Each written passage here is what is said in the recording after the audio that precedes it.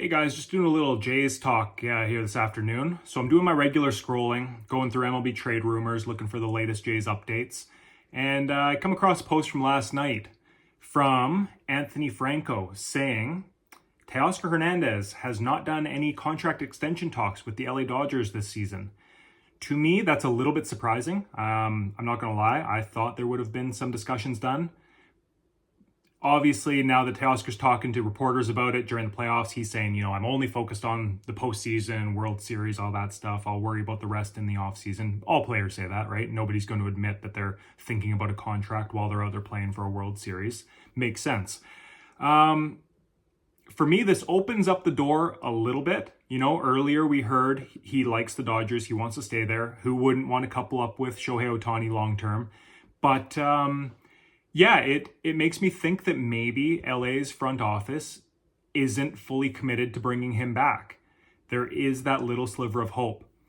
Now, what makes this year different? Why would the Blue Jays offer him a multi-year deal this year when they weren't willing to last year?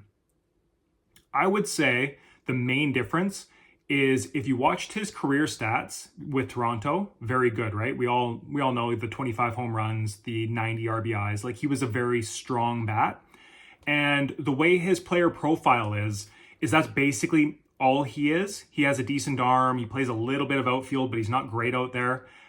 His speed is good, but it's not a calling card by any means. So I think once he went to Seattle and had that bit of a pullback, it was fair to think there was some regression going on there, when really it might have just been a pitcher's ballpark, which Seattle definitely is.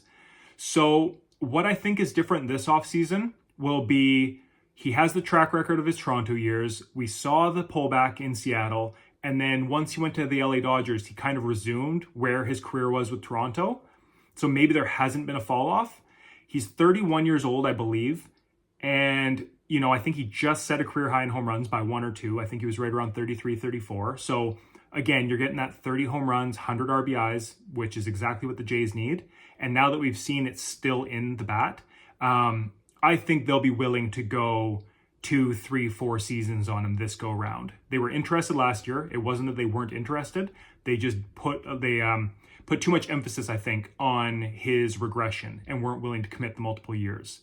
Now, Spot Track value has him at around 3 years, 23.5 per season.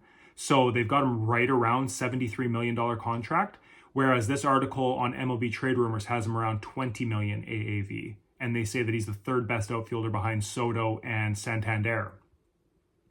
I probably agree with that. Third behind Soto and Santander sounds about right. Tyler O'Neill would have something to say about that. I feel like they are very comparable players. Like, you're getting a right-handed power bat, hits lefties well. In Tyler O'Neill's case, he probably has a little bit more upside only because he could, in theory, be a very good outfielder still, and probably has a bit more speed at this point in his career still. So, yeah, probably a little bit more upside in the O'Neill bandwagon there. But Teo is probably the more stable choice, the more I'm penciling you in for 30 home runs, 100 RBIs, batting fourth behind Vlad. Whereas O'Neill, I feel like the range of outcomes are probably a little bit higher. The higher ceiling, but a lower floor, if you get what I'm saying. So, yeah, the more I think about this, multiple years, 2, 3, 4 years, 20 million a season. Spot Track has him at 23.5. I look at this like we could line up the contracts with the George Springer, with the Kevin Gausman. You got Bassett coming off next year. You got Springer coming off after 2 more years. Gausman coming off after 2 more years.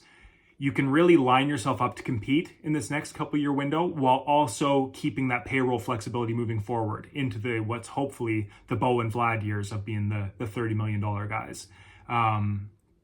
So the timeline kind of works. You know what I mean? It gives you a competitive window now while also shedding payroll to get younger and talented in the future as well. I don't know. I'm really liking this idea. I know it's not a new idea. I know that Jays fans have been clamoring for Teoscar to come back ever since he left, basically. But given that Soto is really the only guy that's clearly ahead of him on the market, I think the Jays will be able to pivot quite quickly and secure one of these B tier guys. I think they have a real shot, whether it's O'Neill, Teoscar, Santander, at getting one of these guys in.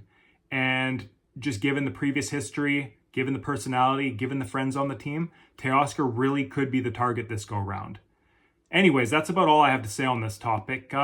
Feel free to let me know what you think in the comments below. I'd like to hear, do you guys agree? Is he worth the money? Do you like that $20 million to $23 million a year, 2, 3, 4 seasons?